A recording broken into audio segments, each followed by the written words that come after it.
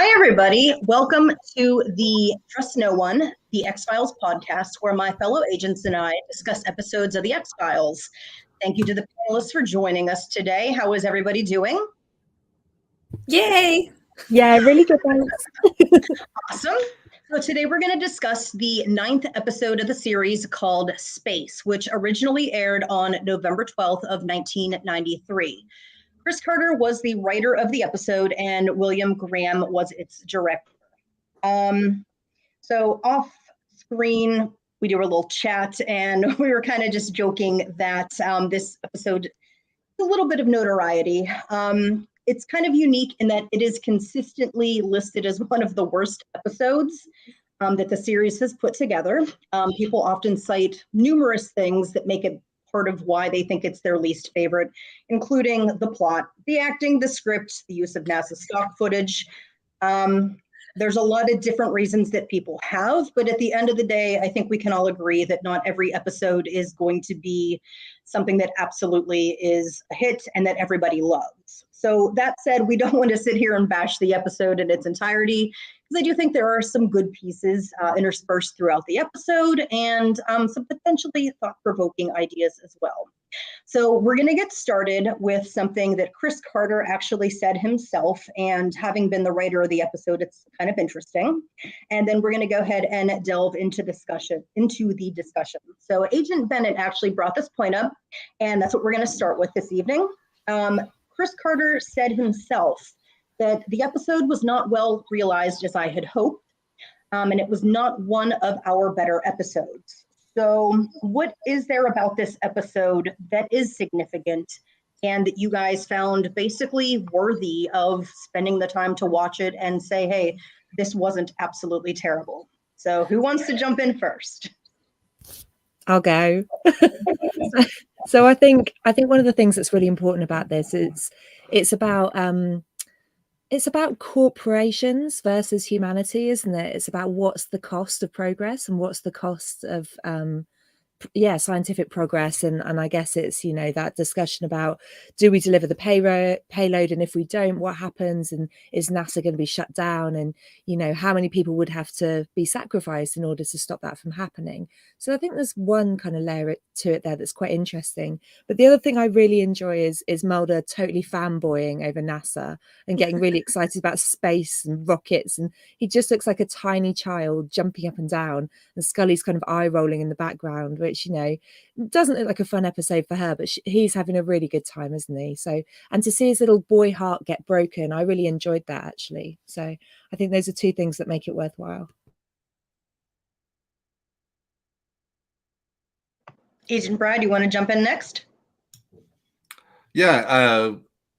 While I didn't appreciate the breaking of the little boy heart as much as Agent Bennett did, I do think there's an element of kind of progress, and I think they alluded to this many times in the episode, that there were an array of agencies or an array of factors or groups, nefariously waiting in the wings to kind of derail progress, to stop things from moving forward. And sometimes it was even within the government itself. So it harkened back a little bit to that conspiratorial kind of theme of the entire series. But I do think it was an issue of looking at the sacrifices that have to be made in order for these great jumps in kind of technological advancement and discovery, beginning with wonder and the kind of the extraordinary. And I think the NASA coordinator, his name was Colonel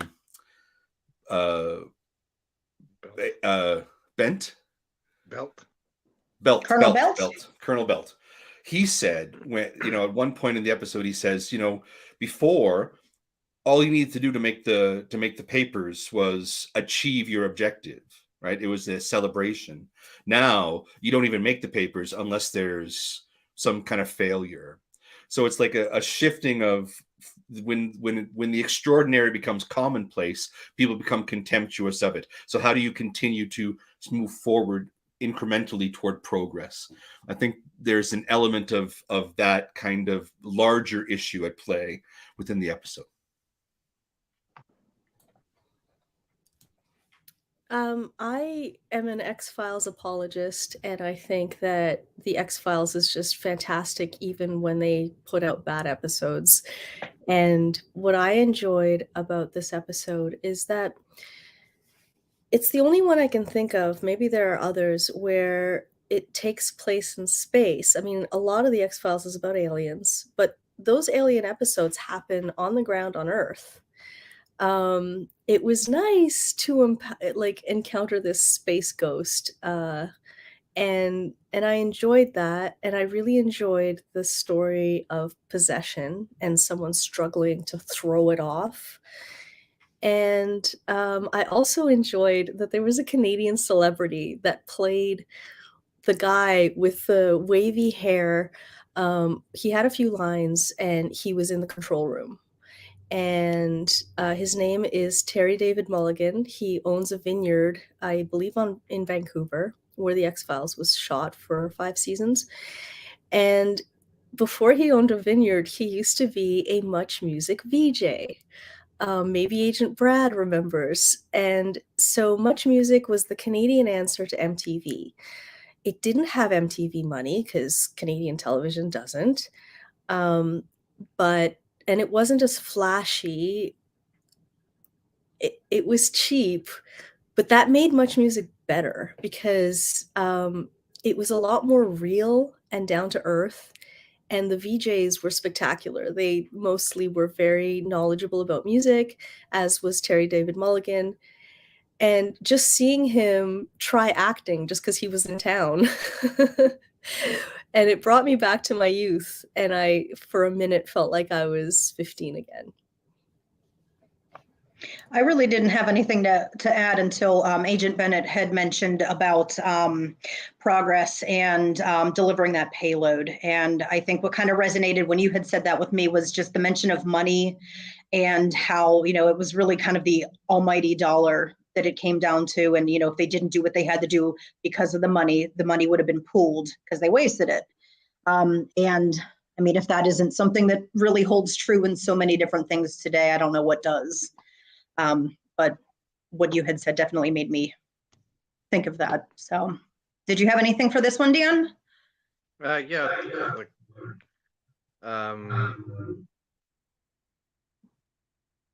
I enjoyed the sets, I guess. Also, some of the actors I thought did quite a good job. And actually liked some of the visual effects, which I know not everyone does. And also like the what you spoken about, Mulder's on the panel, to do with Mulder's appreciation and fanhood of the space program, but also I quite liked the personal connection that there is between the woman character, I can't remember her name, and also Michelle. And the person who's actually on the space shuttle. I thought it was quite cool because I was thinking like they needn't necessarily have written in that like personal connection that they're spouses, but they did, and I thought that was a neat little element. All right. So Agent Bennett had also mentioned one of the things that she liked, that Mulder was so starstruck by Colonel Belt, that he was somebody that Mulder admired when he was a kid. So the next 2 questions, I'm going to kind of lump them together here. Why do you guys think it was significant that they wrote Mulder's part to have this admiration for this particular guy? And with that, Mulder didn't come out and say, that's what he wanted to do. At least if he did, I missed it. But why do you think that there are so many kids that dream of being astronauts one day? So I think there's 2 elements to it. I mean, first of all, it ties into Mulder's overarching kind of character, really, that he wants to believe in something, and he wants to believe in heroes, and we all want to believe in heroes, and we have someone that we put on a pedestal, or people that we put on pedestals, and they always say, don't they, never meet your heroes, because you've made them out to be this, you know, unobtainably brilliant thing and something to aspire to. And I think what Mulder sees in astronauts and in Belt in particular is somebody who's willing to risk everything for the pursuit of knowledge and for the pursuit of truth. And the truth being out there, you know, can be seen as, you know, the journey into space to find out where the truth is, to find out what's next. So he admires these men and puts them on pedestals, because I think on some level he thinks that's what he's doing as well, just in a very different kind of way. And I think a lot of children dream of being astronauts because it's the what if. It's the ultimate in curiosity, isn't it? To go somewhere that other people have never gone before. And people don't imagine, you know, the sheer toll emotionally and physically that will take. So when Belt turns out to be, you know, somebody who's ultimately driven, at least on the surface, by money and by the kind of needs of the corporation, you know, that's incredibly disappointing to him, because he thinks it's the pursuit of knowledge and the pursuit of dreams, and actually Belt on some level is just doing it because it's his job and because it's the right thing to do in terms of the corporation. So I think that's what I feel. And when I said earlier, you know, I enjoyed seeing a little boy's heartbreaking, you know, always being slightly glib, but I think it was important because you see when Mulder reaches out and realizes that something isn't what he thought it was, he breaks, and that foreshadows so much of what happens to him later in the series, I think. So it's like, yeah, to see him all glowy and to see that crash and fall, you know, I think it's really important to see that kind of happen early on. Well, putting someone up on a pedestal, someone you admire, right? You want to believe that they are the way they are in your mind, right? Which echoes, I want to believe that, you know, that iconic poster. And you can't really transition from who you were to who you are now, or who you will become, unless you have that moment of crisis that helps you bridge the gap between those things, right? So Mulder has to have a mini. If he's you know, if he's the child in this episode, and you want him to kind of grow from the experience, right, to go on to the next step, he has to have some kind of moment that causes that movement, right? That release, that tension, that breaking. And you know, it's everybody goes through it in their lives, right? So he went through it in this episode. And interesting, there's a parallel, I think, in who Belt is at the end of his life. Forget the possession part, which is interesting from a spiritual context, because this is an extraterrestrial possessing, right? In essence, if you look at it historically, it could be like a demonic possession, if you will, which is in the realm of Scully's kind of faith. But Belt himself has gone through his life where he's achieved and he's grown, and then something catastrophic has happened to him, and he's worked through it and continues to move forward as best he can. That, in essence, is Mulder's journey as well. So I think we get a foreshadowing of how Mulder is, you know, and later in his kind of life journey. I had to wonder if maybe his fascination with first, let me back up. I seemed like it was kind of odd that would have been something that he was interested in, but I have to wonder if the abduction of a sister is maybe what drives that, to, you know, bring him closer to what he perceives as being the truth. And perhaps that's where the admiration kind of came from, whether or not he was actually aware that that's maybe why he liked that as much as he did. And like I said, it was kind of odd that was written into that, because it just didn't, to me, it didn't make a ton of sense in that respect. Like, for him as a person, didn't seem to be like something that he would really be into. But again, at the same time, the connection with the sister and extraterrestrials and all of that made sense to me in that respect.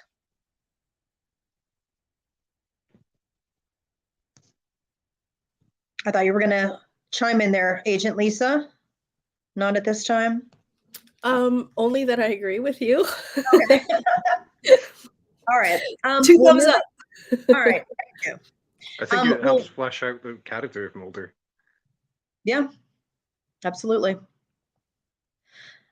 So with the conversation concerning Colonel Belt, they showed flashbacks in the episode of what had happened. And other than the people that would have been on the headsets during that time, it doesn't seem like Colonel Belt shared his experience with anybody else. And it also doesn't seem like he shared subsequently how he felt concerning what was going on with him, even though it didn't make probably a lot of sense to him at times. That had to have taken a toll on him. Why do you think he continued to work for NASA after all the stuff that he dealt with while he was actually serving there? And then, flashbacks, seeing these things. Why do you guys think he continued to work at NASA? Well, I've given how we see Belt behave in the episode, I can imagine that this is what he trained his entire life to be this astronaut, and afterwards there aren't very many other opportunities for former astronauts, right, except to work within the space program in some form or another. And I think in the 90s it was rare. NASA still had a bit of a stranglehold on aerospace and engineering at that level. So I think it was just a natural progression. But why he didn't tell anybody, I think that would have really jeopardized his opportunities. If back then, that experience would have been doubted, and they would have questioned his mental health. And I think Buzz Aldrin and some of the early astronauts in the space program mention something very similar in the last 20 years, that they witnessed things, and they even discussed things with the crew, or the engineers.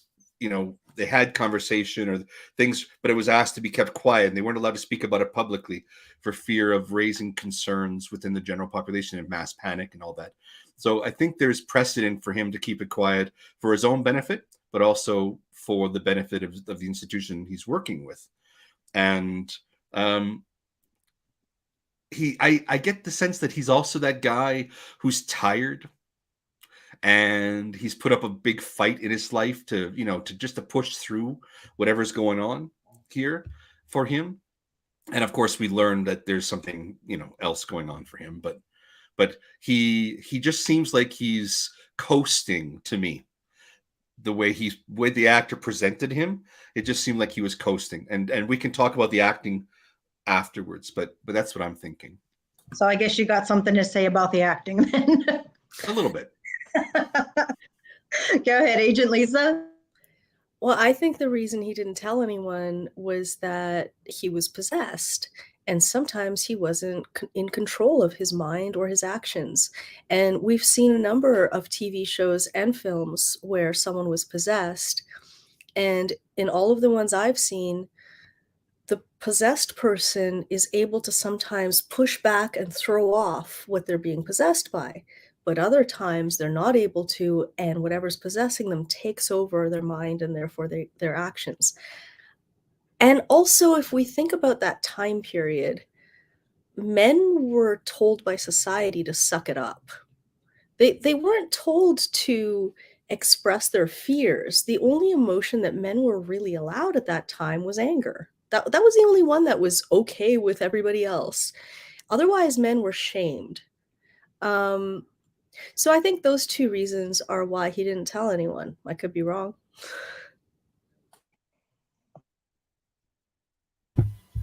I think to add on to that, it reminds me a bit of Budapest. If we thought back to those pilots in earlier episodes, and it's that idea of these men being put under extreme pressure, doing an intense job, and they're screened for their resilience, and they're screened to be able to cope under this insane amount of pressure, and to admit that you can't handle it when you're in front of everybody like that. And not only has he got personal experience and gone up there and clearly experienced some sort of trauma or possession or whatever, he's now in charge.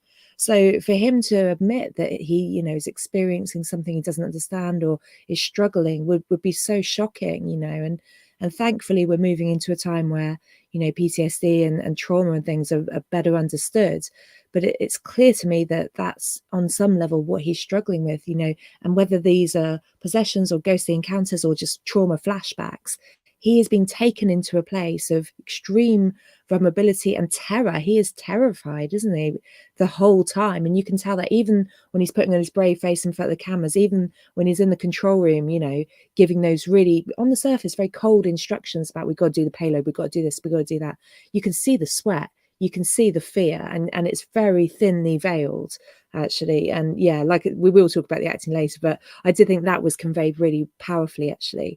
And that public versus private persona, he's a lonely man. There is no one there for him. And I imagine that he has built those walls very, very strong and very thick and isn't going to let anybody in because it's too risky, ultimately, I guess. And I think, why does he continue to work for NASA? There's an element of the wounded healer about him to me.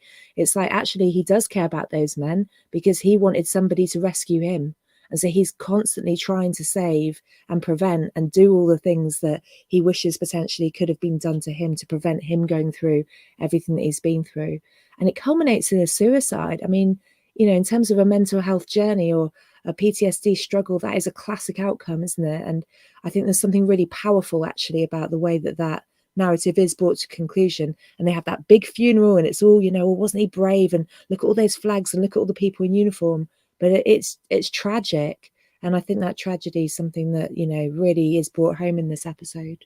Yeah, but I just want to push back on the that end moment for him, right? He was, and Lisa mentioned, right, sometimes he's not in his own, he's not in control of himself.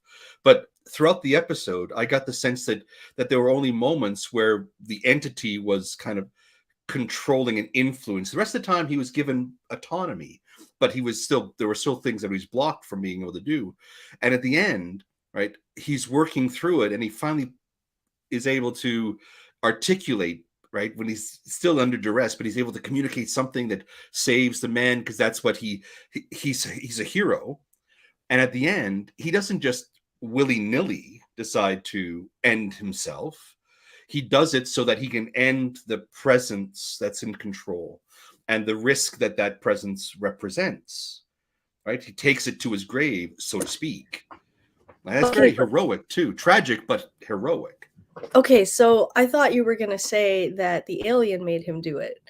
And I would like to point out the similarity with The Exorcist. And at the end, when the devil leaves the little girl, the devil goes inside the priest, and the priest jumps out a window to his death to get rid of this danger for other people. So I just wanted to note that.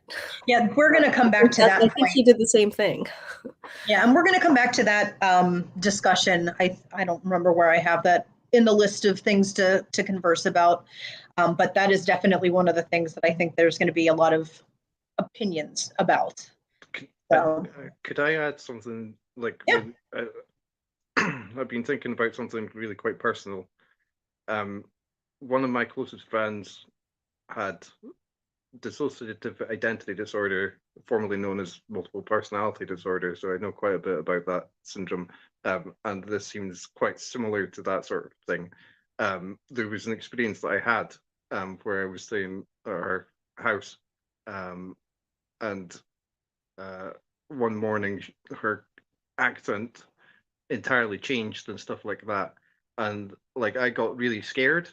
And I was thinking, like, maybe Bell understands that, like, if he was extremely truthful, that this entire situation is going on, that he knows that that has the potential to cause fear among his colleagues as well. I know as we watched the episode, one of the things that I wish they would have done a little bit differently, I think giving a little more background concerning where he kind of started professionally. I know that with employees that work for NASA, a lot of the information concerning their employees isn't out there. So if he was, let's say, ex-military, I think what maybe was happening in his reactions and his persona would have been solidified and made a lot more sense, knowing, okay, he had served in the military and now he's working for NASA. And that's where that hard ass, I'm a man's man, we don't talk about our feelings thing came from. I think There's maybe. also- Go ahead. Sorry. No, go ahead. There's also like the series, Marvel series I'm watching just now called Moon Knight, where like the main character is basically flips between personalities. He was like, he tells like a guard, I think it is, or someone at his work, like this all happened, and watches like footage of what he thinks happened. It's completely different from what he remembers, but actually like he loses his job because of that. And I thought like this might result in sort of similar situations where Belt was it's sort of been said already in the discussion, but I just thought it's an interesting parallel, especially being like so modern, like bang up to date. If Belt was completely truthful about what he experienced, then he may lose his job as well. Right. I just wish they would have maybe written his past in a little bit more so we had a clearer understanding of what was going on there and maybe what drove that. I think that would have made the character a little more obvious. I don't know if obvious is the right word. And I mean, maybe they kept that secret so that it was more of a, hey, figure it out on your own, or what do you think? I know for me, having it be concrete would have made it better and would have made more sense, but perhaps that's not what they intended it to do. So that could very well be, I thought it's interesting before coming on this podcast, I read a quote from one of the people who works on the episode, that said like, basically, what on earth was that all about? They didn't understand the episode at all. Well, that person is not alone. There's a lot of others that have expressed that opinion. Yeah. So, are you guys good to switch it up to kind of the extraterrestrial side of things rather than just the characters themselves? All right. So we are going to talk a little bit about space exploration and kind of what the cost is. I know in the 90s, one of the things, at least here in the United States, we'd see things in supermarket tabloids at the checkout lanes that had things about aliens and spacecraft. And I think the Mars face was actually one of the things that they did feature at one point in time. And this was Agent Bennett's question. What does it say about us as humans that we seek to confirm, other life forms, be it extraterrestrial or something else, and our willingness to experience space pareidolia? I had to look that word up because I'd not heard that before. So I learned something today. So what are your thoughts on that there? Seeing faces and maybe things that aren't always. I'm sorry? Perhaps you could explain pareidolia for the rest of us. Okay, so that is where you're looking at something that isn't actually a face, but you can see a face in it. So if I have a cup here that just has like dots intermittently, maybe they look like eyes. And then maybe I have a wavy pattern down here that'll start to look like a mouth. Like cloud formations, for example. Somebody looks up and the clouds are just a certain way and it's like, oh, that looks like a face. So that is what pareidolia is. It doesn't just deal with the face, right? It deals with finding shape, right? Recognizable shape within any kind of structures. Am I right about that?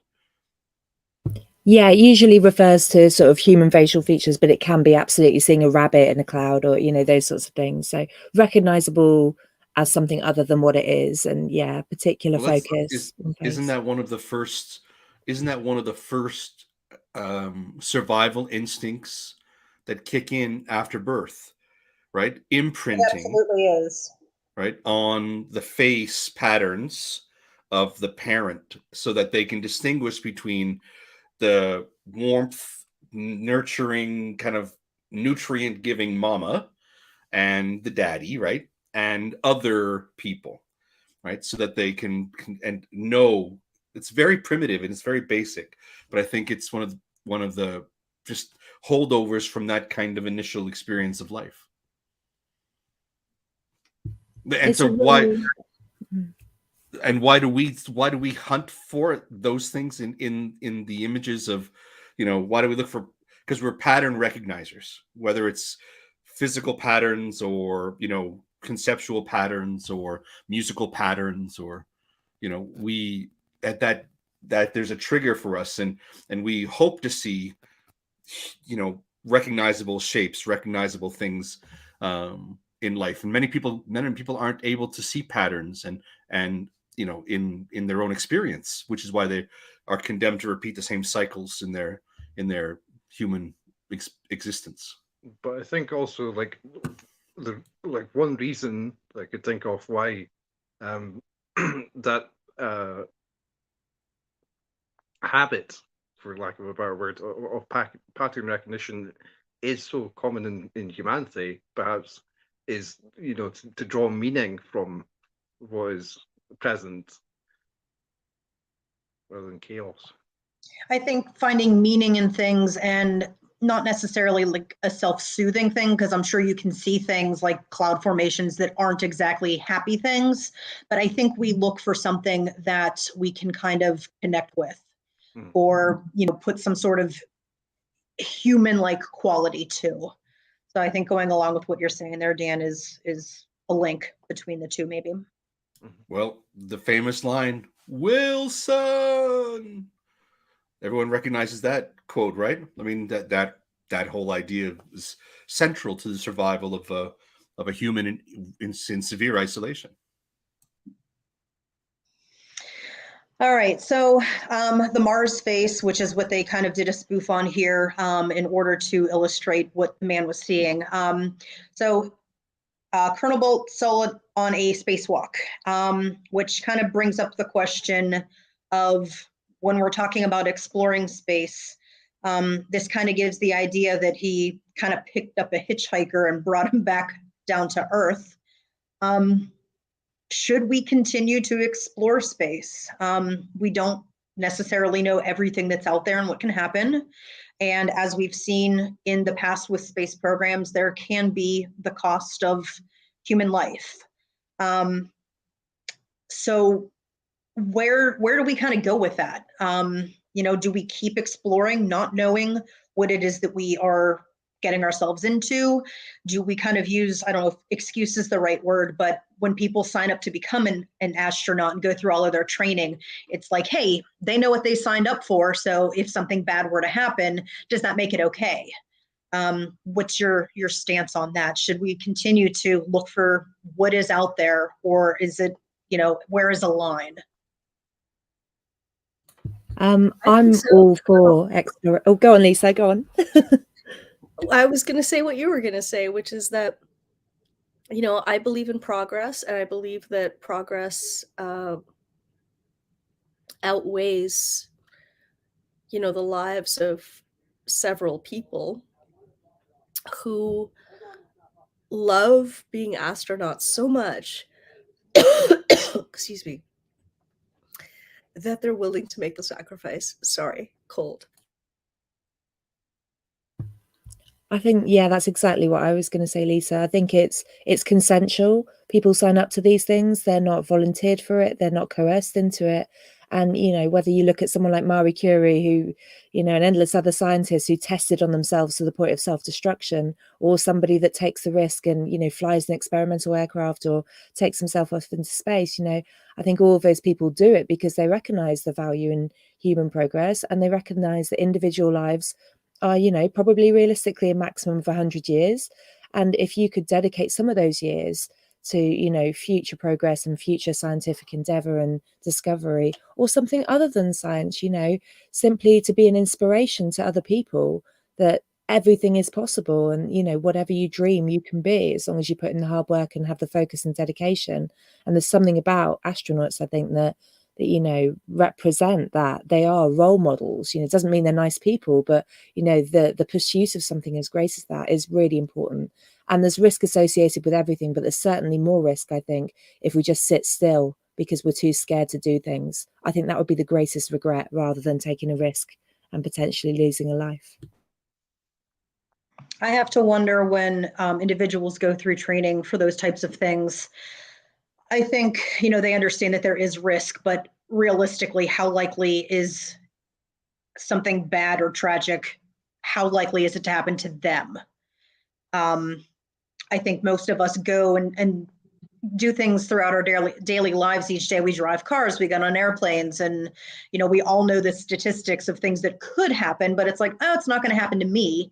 And that's not to downplay anything. Don't take that as such. But yeah, I mean, I think when you do these things, you have science on your side and so much research and engineering and everything else. I think that a lot of these people probably feel comfortable and safe because it happens so infrequently. But I think the risk is always going to be there. And these people, like you said, love what they're doing and they totally believe in it. And much like people join the military, they're willing to die for that endeavor. Agent Dan, do you want to jump in for a second? You look like you wanted to jump in.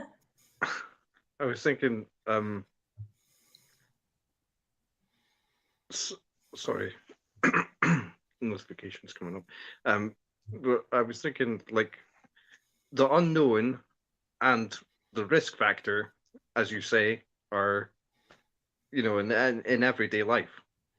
We encounter them all the time. Like when you start, when you wake up in the morning, presumably it might be a morning, you don't know what the rest of the day is going to turn out to be like. But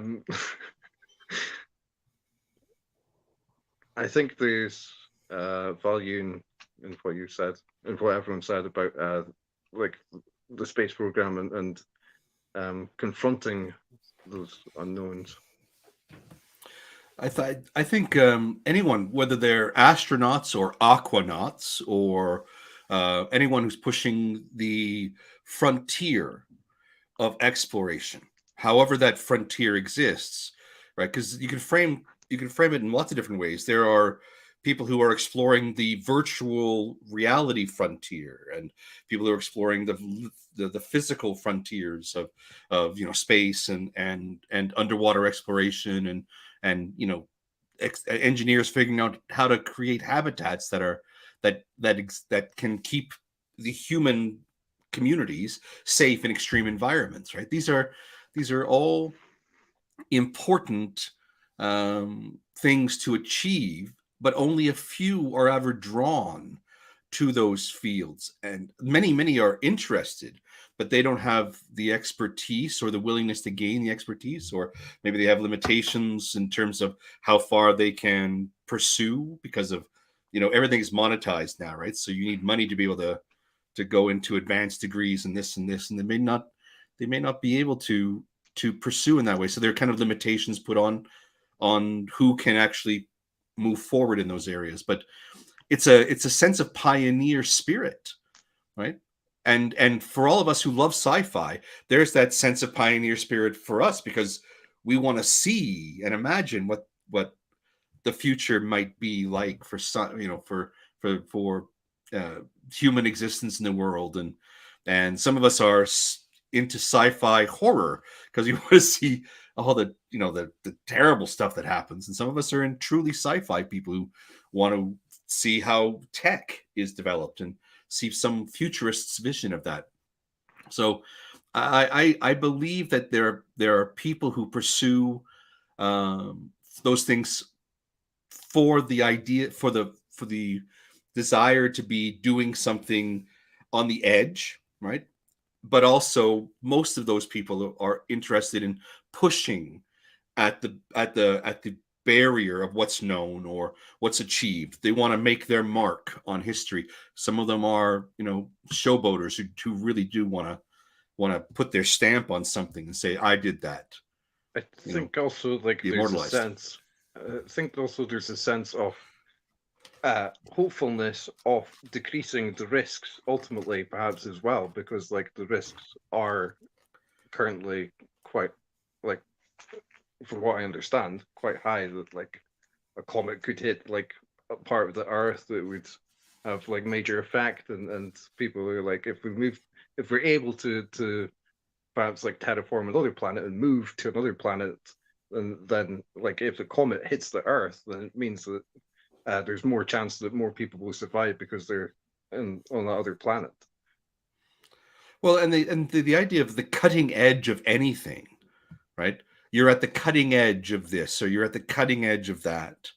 That imagery implies, for me, it implies sharp and dangerous and painful. So it's sacrifice that goes into it. Which And some yes, people you're right.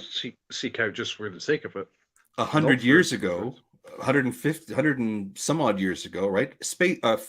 Just air flight was that, right? That cutting edge, mocked, but they were pioneers, right? They pushed the boundaries and they pushed the envelope, and they pushed as far as they can. Now here we are 100 years from then, and we're jetting all over the world. And part of that is that we also bring infections back from everywhere and make each other sick. But that's part of the experience too, right? Learning what possibilities are. It's interesting that you bring up the point of flying, because up until about 5 years ago, I was terrified to fly. And statistically, you are more likely to die in a car accident than you are during air travel. And I got to a point where it was just like, you know what, just suck it up, just go with it. You got to put yourself in that mindset to actually go and do that. And until you actually wanted to do something, it's not going to get done. And there are just some people that are never going to put themselves in that mindset to go and do those things. And you have the doers, and in this case, you have the people that don't. They don't want to be astronauts. They don't want to put their asses on the line. And you have the other people that are like, hey, YOLO, I'm going to go do this. If I have the opportunity and I can get it done, I'm going. So I think you're always going to have a portion of the population that's willing to, and then a bigger portion of the population that's going to just nope out from the get-go. But is it them saying nope because they don't want to push the boundaries, or maybe they're not, maybe that's the consequence, right? They don't want to push the boundaries, but their choices may be that they're pushing the boundary in their career, or they're pushing they're happy to be pioneers in something that's more concrete in their own lives, right? Their interest, the experiences, they want to go skydiving, right? They're pushing a personal boundary there. They're exploring their own experience, right? Absolutely. And I think, that is something that makes people unique. And, you're going to have the people that do want to do those things. And again, a very large population that will not want to do those things. And for whatever reason they have for wanting to do something, I had an irrational fear about something that really didn't need to have that fear attached to. Right. And I just decided at a point like, all right, I need to stop this. This is ridiculous, and move on from it. And it's made a difference in my world. For something like that, if somebody decides, what, I'm willing to work with bacteria in a lab, but I'm certainly not getting on a space shuttle, you're still talking about progress. It's just a different type of progress for that individual, which is still good and it's still valid and it's still positive. I think this comes back to Mulder, doesn't it? Again, in terms of, he's prepared to go where most people aren't prepared to go, into the unknown, into the limits, into the places where most people go, well, that's crazy, or that's beyond our realm of understanding, or, well, that's too risky. You can't try and, break into a government institution. They'll kill you. And it's like, well, I'm prepared to go into those spaces and I'm prepared to take those risks because it's worth it for the greater good, So, and that's the choices that he will make, which is great personal sacrifice and to great risk of his own life and to those around him. And there is something, you can argue and inherently very selfish about that, but because it's his own desire, it's his own kind of pursuit, but he sees himself as serving a greater purpose and a greater cause. I'm sure astronauts do it because they love it, but also because there is that additional kind of layer of serving the community and serving progress as well. Well, and then there's the Scullys, right, who join in with the journey, the Samwise Ganges, right?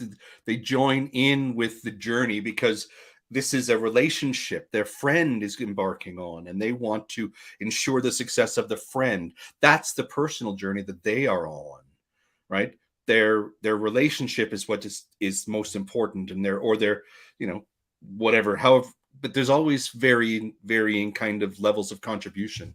And Scully, right, the beauty of that relationship is he's pushing the boundaries in terms of what he's exploring for the betterment of people, all that. But Scully, initially from the orders of her job, she was put in that position, but now she's making sure that she's supporting Mulder in his journey and playing, right, the kind of sober second thought, right, to sometimes what he wants to do. She's trying to, help him see it from a different perspective.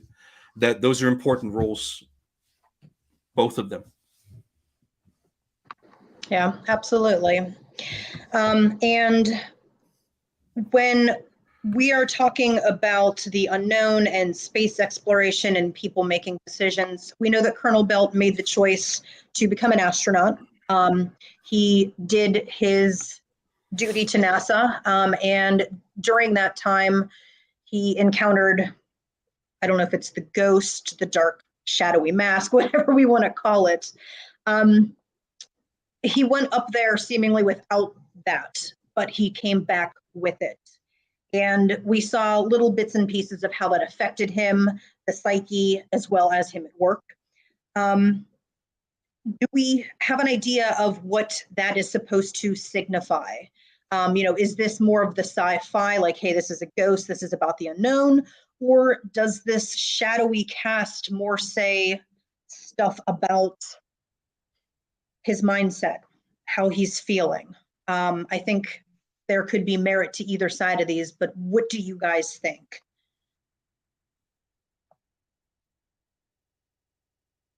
It's such a complicated question, isn't it? Because whether it's the writing of this or the way that it's kind of presented in terms of the visuals, I wouldn't say either give you enough to make a solid argument either way. But we can do it because that's what we do. So, I would argue that there's that line where Belt's up there in space himself and he says, there's something out here and it's coming at me. And I've got a feeling that in terms of significance or symbolic significance, maybe it's the realization that we're puny and that we're weak and that actually the universe and everything is so much bigger than us that it will consume us and it will destroy us. And that realization that we are puny and that we will be destroyed is so overwhelming that it completely ruins him. So that would be one interpretation, I guess. But I'm not convinced particularly in any direction with this, but that's one that I would posit. Yeah, I would agree with that. I think it's a metaphor. I think it's a metaphor for the self-realization that for all your achievement, for all of humanity's achievement, we are simply specks on a blue ball floating in darkness, and you leave. I imagine an astronaut gets in a spaceship and he's going, yes, I'm heading to space, and up he goes, and then when he's out there he goes, holy shit, I am in space, and look at the vastness of this, right? I'm sure William Shatner, for all of his acting career, said to himself, I played a captain, space is nothing. Then he gets out there and he's like, shitting bricks. I'm sure, I'm sure he's an actor, so he hit it well, but I'm sure he was up there and he had moments of self-doubt. And possibly that's what that moment does, right? For all of your grandiose sense of self-esteem, the pillars you've created for yourself, that realization can undercut, and you come back to earth realizing how small you are, and all your hard work and effort and achievement, it means this much in the grand scheme of things. I think it's interesting how you define space. My dad, who's like really passionate about astronomy and everything, always tells me, like, even like the moon isn't technically in space, like in his definition at least, because he's always saying like there are tiny little atoms of atmosphere even that far out.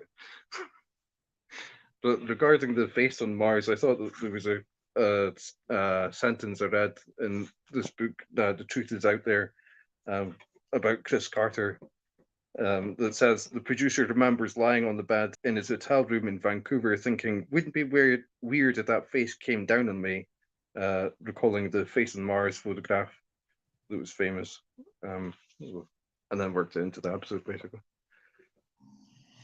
So when we were asking whether you guys thought this was about personal demons or like an actual ghost, one episode, or not episode, I'm sorry, one scene showed Michelle, one of the secondary characters, the face came at her.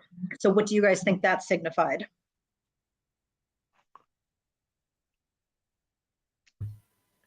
I was so confused by that. I have to say, I have no clue what the thought was behind that scene. I mean, no, I have no idea. She's just obviously seemed to be in a state of, you know, heightened anxiety, and almost something came out of the mist, and that was just the cause for her to crash. But I don't even think that added anything to the storyline. She didn't need to crash. She didn't need to see the face. It felt completely superfluous to me. So if there was a significant kind of reason behind it, it completely was lost on me. I felt like they were trying. I'm sorry, go ahead. Sorry, I think you got it there when you said like heightened anxiety. I thought like Belt, like you, as you mentioned earlier, when he's saying like there's something out here, like that is maybe like there is no face, but the face is a manifestation, a representation just of fear. Yeah, I think they probably tried to link that face to others in the episode just so that it wasn't one person and to kind of connect it that way. But I feel like the way that it was executed, it actually disjointed and kind of made it worse. I think if we're going with the metaphor angle of what that face meant coming to her, I think she's probably thinking, my fiance is on that shuttle. You know, if this doesn't work out, you know, the love of my life, I'm going to lose them. So is it, you know, the metaphor of the fear, like Dan had mentioned there? I think maybe poor execution, trying to get those things to connect. But as we know, there's a lot of I think disconnects throughout this particular episode. So, what do you think, Agent Lisa? What do you think about? I'm sorry, this cold has done nothing for my intellect. Like, I think I actually spaced out. Can you please repeat the question? And I apologize. Go ahead. Do you want me to repeat it?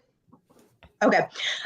So when the face came down to Michelle when she was driving that caused the accident, we had talked about the face being a metaphor for personal demons and that fear, or is it, you know, something that was possessing Colonel Belt? And then if that was the case, why did it suddenly come down to her? What is your thought on that situation, I guess we'll call it? I think that the space ghost's motivation is a territorial pissing. Like, Earth is yours, stay there. Space is mine, stay out of my space. So he saw the potential of her enabling more humans to come to space, which is his or its. And so I think she's one of the people that the ghost kind of warned.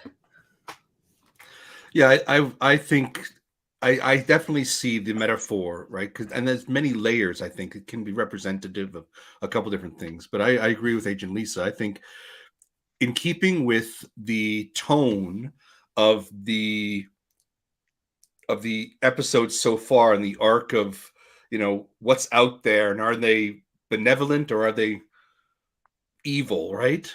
And this episode presents a very malevolent force that's come from, inhabited, or taken possession of, and is working actively against the development of a space exploration, right? People to move off into the unknown beyond the ball of the Earth.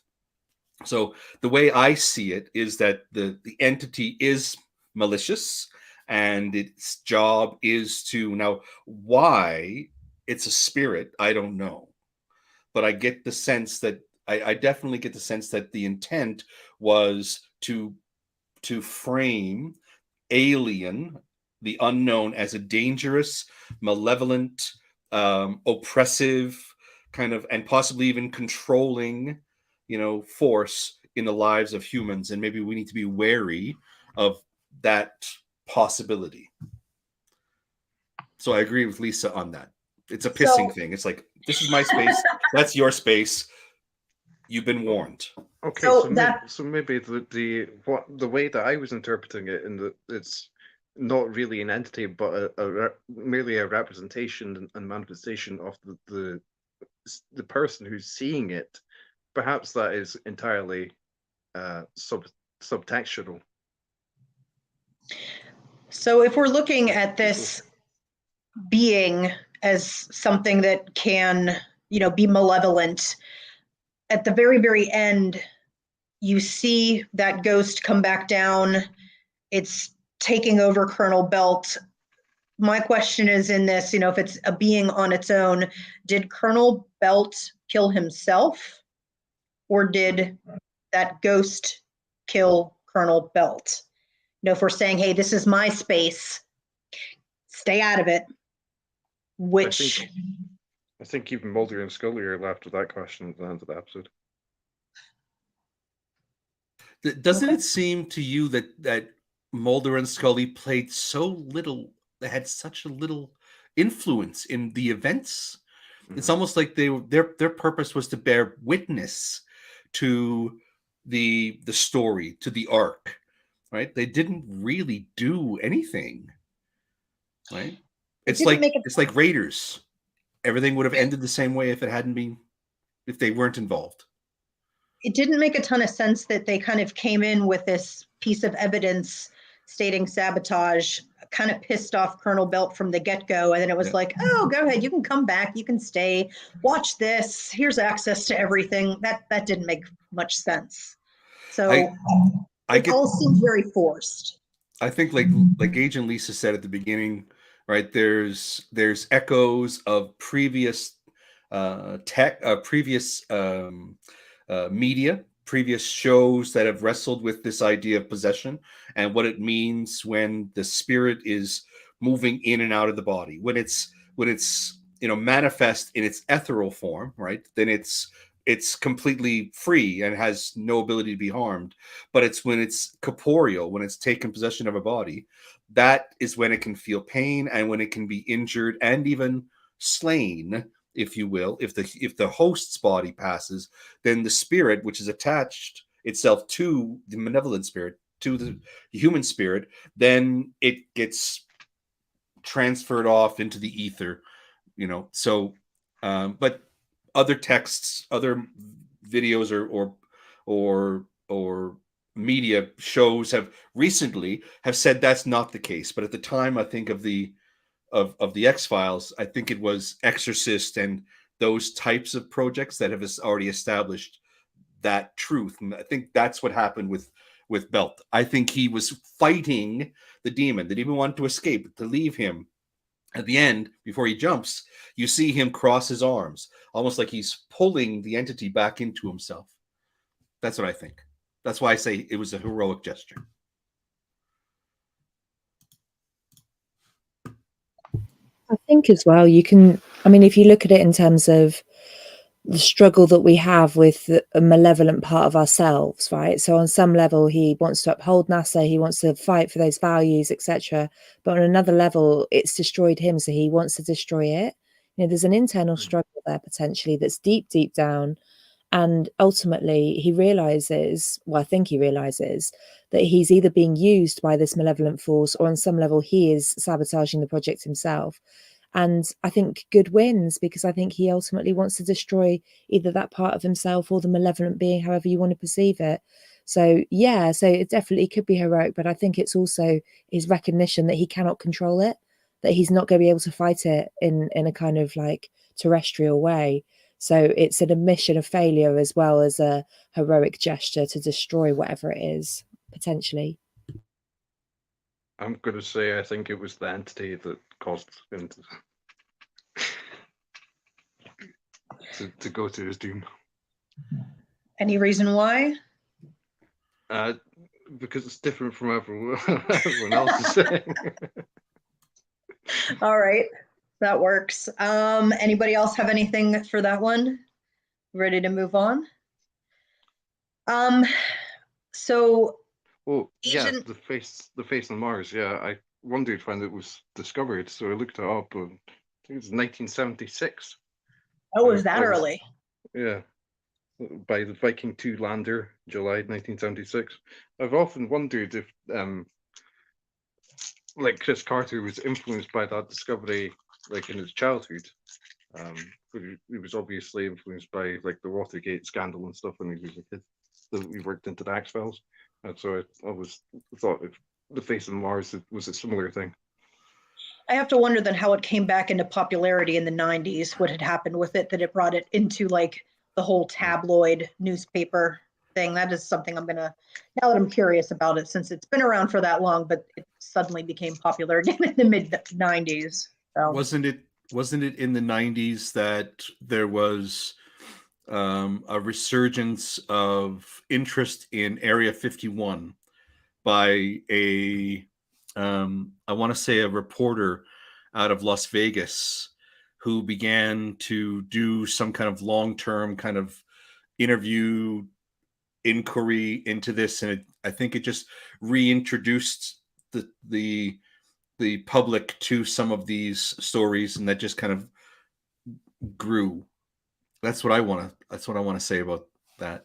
yeah, that makes a lot of sense. And I think when we got to like the latter half of the 90s, a lot of like the alien autopsy shows and those things became Right. really, really popular as well. So Right. that's Yeah, regarding specifically the face on Mars, it seems to have been something that happened in like 1998, where a journalist was talking or something. No, a scientist talking about. Yeah, the sentence on Wikipedia says in 1998, a news article about the space base quoted a scientist talking about deciphering intelligent design in nature. Basically. all right. So the face, we know where it kind of originated from, where they got the idea from.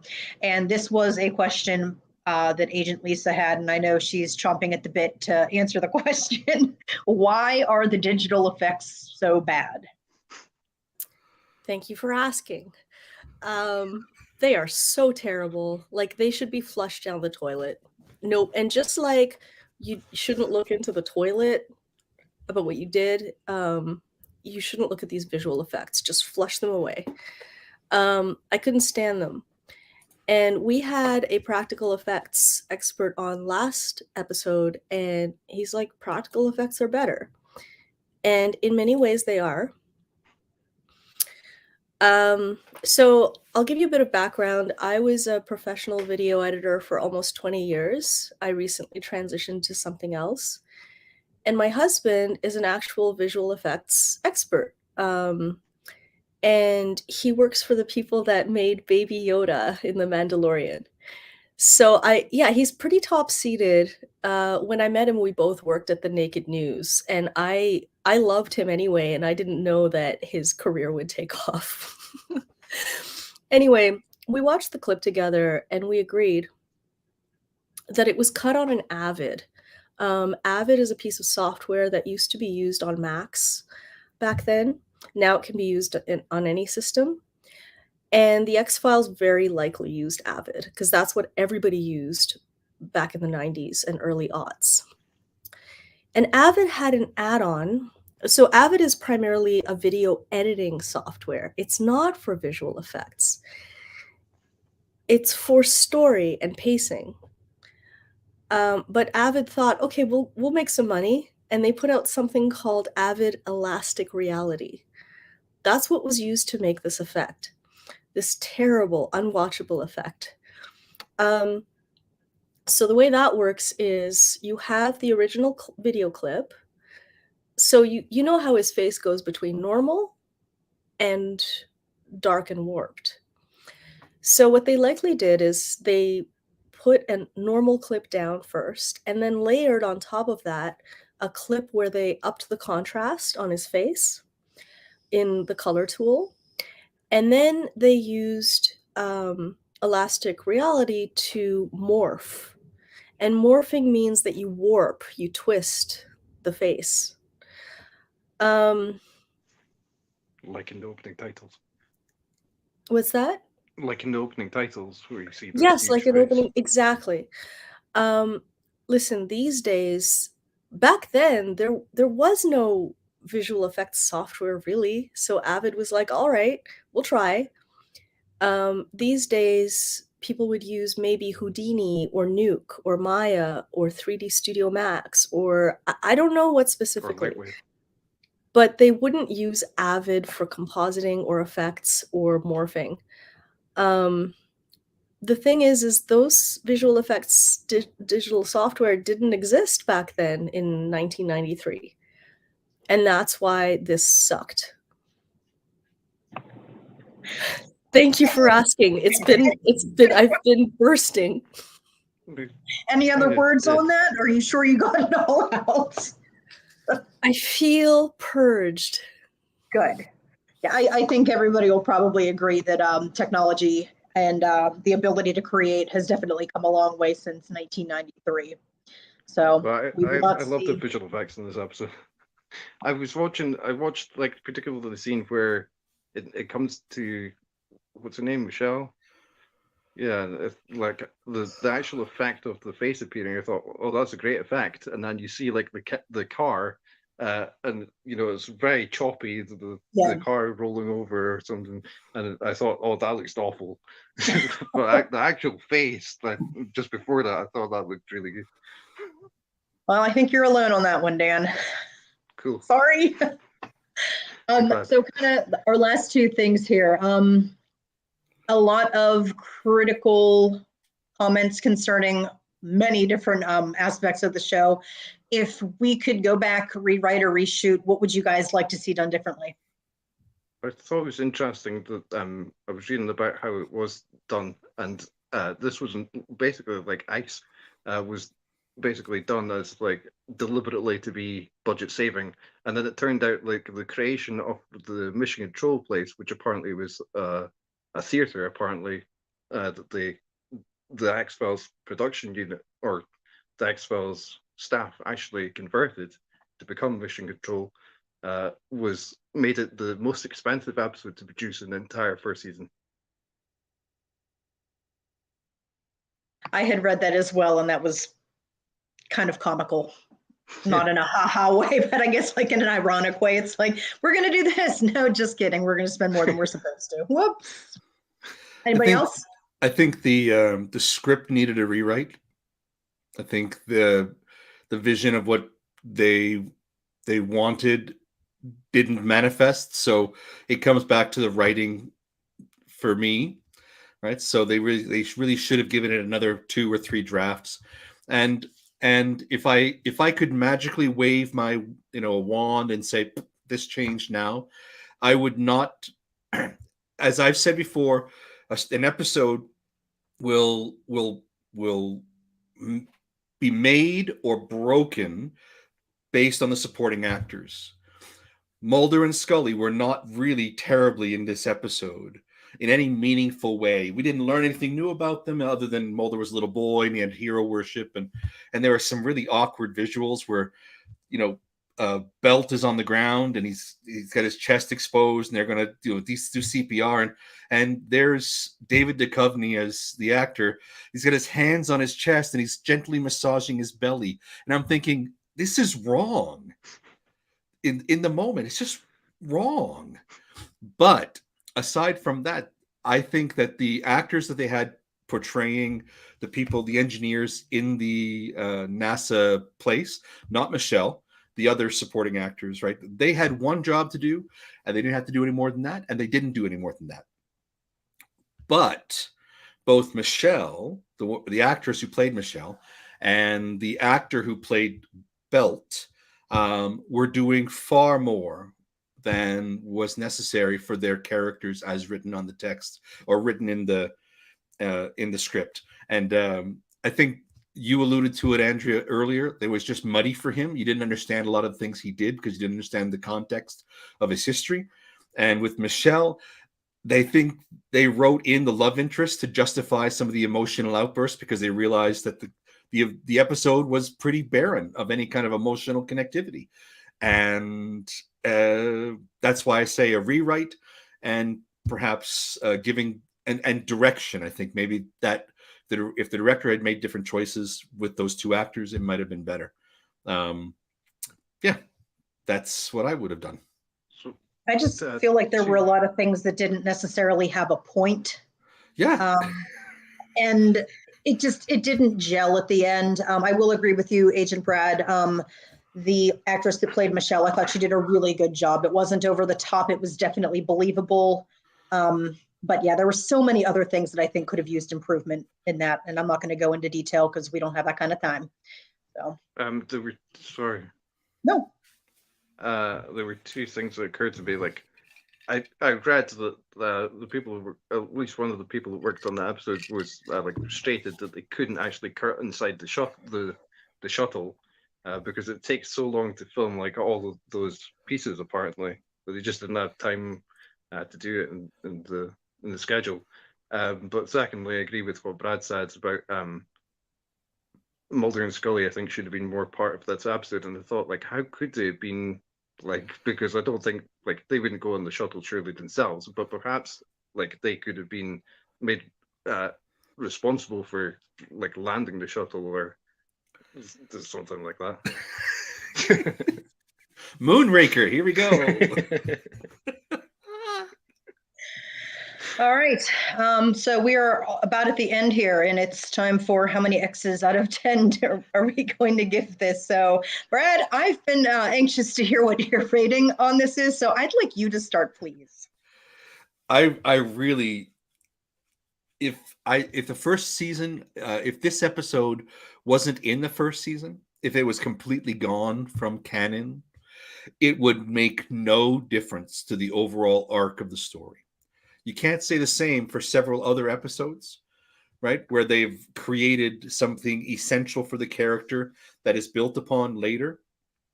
The only thing new that in this episode was the hero worship that Mulder has, and that's already established in earlier episodes about his sense of wonderment and childlike innocence and a couple things. So that's just kind of like a redundant moment. So I know they tried, and but this is a V for me. It's half an X. It's not even a full X. It's a V. There you go. There's my input. I goddamn knew it, Brad. I called it. Agent Lisa is shook. No, I'm not. I just am feeling self-righteous because I called it. I knew he would hate this episode, and he said, "Oh, you don't know yet." No, I know. I mean, to be fair, though, I think most people knew that there weren't going to be a lot of "we love this episode." Woo! I get points for doing a V, right? I mean, I could have said half an X, but that's essentially a V. A V for victory. No, a V for viscous icky. Ugh. Great choice of words there, Agent Bennett. Okay, so I'm going to give it a 3, and the reason for that is I think on some level you can unpack lots of things about the conflict between science and personal endeavor and the greater kind of corporate machine and the money-driven aspects of the world. And I think there were philosophical questions to wrestle with if you dig deep enough into it, which we clearly have today, which has been great. But on the whole, it needs a complete rewrite. And I think it would have been really good if they just bookended it in their classic way of they start in the office and they unpack, what's the case and talk it through and who's he and who's she. And then at the end, you'd have Scully typing up her notes. I think that would have transformed the episode. But I think there's enough in there to warrant a 3. Okay, thank you. Agent Dan, your rating? I'd give it a 4. When I was watching it today, like I couldn't help myself like falling asleep. I kept falling asleep. I was like, this episode is so boring. It's like I don't know why I'm watching this. Basically, I don't know how anyone could like sit homework. Yeah, but having said that, like I like that you do get the insight into Mulder's character and that he sort of idolized astronauts as a kid and stuff like that. And also, there's a huge space or Star's sort of poster in Belt's office that I really, really like. But apart from that, I can't think of anything more positive. Understandable. Agent Lisa? All right. Well, I'll tell you why I'm going to give my rating before I give it. Apologist. An apologist. 100% an X-Files apologist. I am a rabid fan. Like somehow I get an onset of an attack of rabies for this show. I love it. A rabies shot. That's reason one. Reason two, I feel that this episode was a metaphor for men's mental health of that time period, which makes me feel very strongly in love with it. Number three, we all know the Scully effect, right? So that's where a bunch of girls and women went into STEM careers because they were inspired by Scully and other women on the show, like Michelle in this episode, who hold,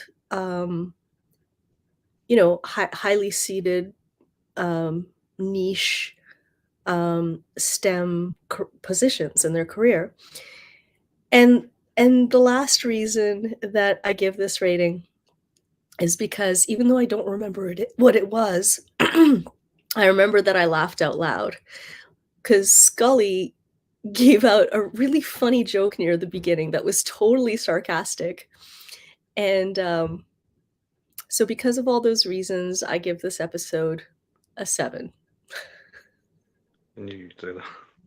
Wow. I know, Dan. You're right. I can't help it. But So to be fair, Lisa, it is a great point to bring up about the representation of a female character, right, in a high position of technological skill, right? But and I'm not going to refute your score. It's your score, okay. But they made her emotional, right? And they unnecessarily did that, and I think that undercuts some of that. But you're right. It is very important to have that good representation. All Okay, right. if your girlfriend or wife was in space and in danger of being killed, wouldn't you be emotional? It's not just because she was a woman; it's because of the circumstance. So I think it's justified. Do you remember the joke? No, Oh, right, okay. no, but it was sarcastic, and she was rolling her eyes very prettily while she did it, and they were riding the, like, I guess, cart or something. That wasn't the "did you get his autograph" joke. No. I'm so sorry, you guys. I should have That's come okay. better equipped. But if I laugh out loud at something, there's a good chance I'm gonna like it. I was All right. laughing out loud for the entire episode. So it's not It was to hold back the tears, wasn't it? All right. My rating for this, I'm gonna give it a 2 out of 10. I just feel like, again, Michelle, I felt that actress did a good job playing that secondary character. I think they had a basic good idea, just the execution didn't happen. It could have been so much more than what it was, and it didn't end up being that. And it's really unfortunate. I think there were many, many things that probably could have been done differently, but ultimately they just didn't come together, and it didn't work, in my opinion. So that's where I get a 2 from, or 4 Vs, as Brad would call it. All right. Anybody else? Anything else to add here? Well, when you were talking about idealization of the space program and astronauts and stuff like that, I wondered if any of us wanted to be like an astronaut when we were a kid. I didn't. I did, but I wanted to be an astronaut / veterinarian / ballerina. And as you know, I totally failed at all 3. I didn't become those things. But you could have, and those all would have fit very beautifully, because in space you could you could spin forever, and there's going to be creatures in space that you can practice your veterinarian skills on. Those floating cats that you were talking about. It works. It works very It's well. come full circle. It's never too late. All right, so it is about that time. I would like to thank the panelists for joining us on the discussion today. We hope you, our viewers, enjoyed it. Let us know what you're thinking in the comments section. Please like and subscribe to the channel so you can stay up to date and catch us each time that we're on. We'll see you next time. Thank you for watching, and remember, the truth is still out there.